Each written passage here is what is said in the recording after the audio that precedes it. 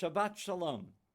I hope you're all having a good week, although I know it's been a very trying week as we've been trying to integrate into our lives a situation the likes of which we've never experienced before with this virus.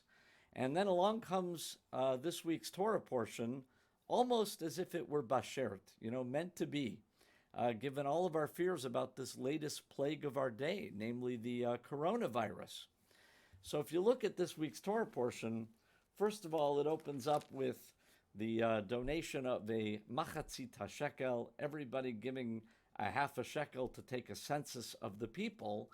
And it says that this gift of a half a shekel is meant to be a kofer nafsho, a ransom or an expiation for your soul, so that no plague may come upon you. So by making this machatzit shekel, we're avoiding the plague. But as if that weren't enough, look at chapter 30, verse 17 through 20.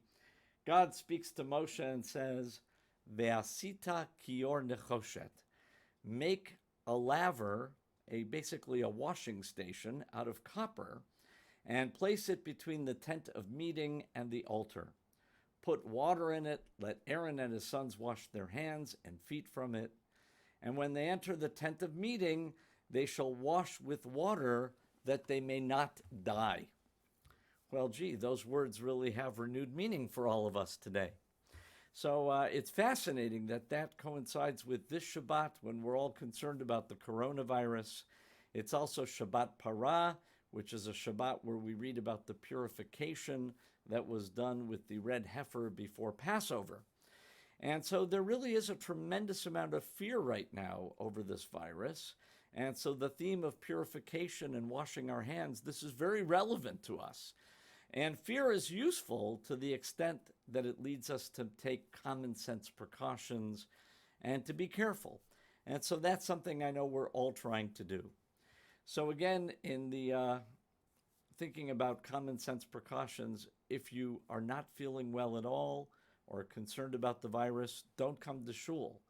If you feel you can come, by all means, we'd love to have you for Shabbat, but we're going to be a little careful. We'll have Purell stations outside the sanctuary in the social hall, our modern version of that copper laver in this week's Parsha to keep our hands clean.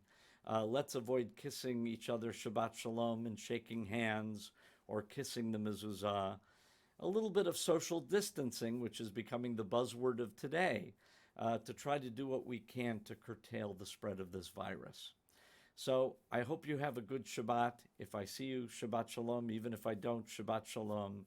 Be well. And for God's sake, wash your hands.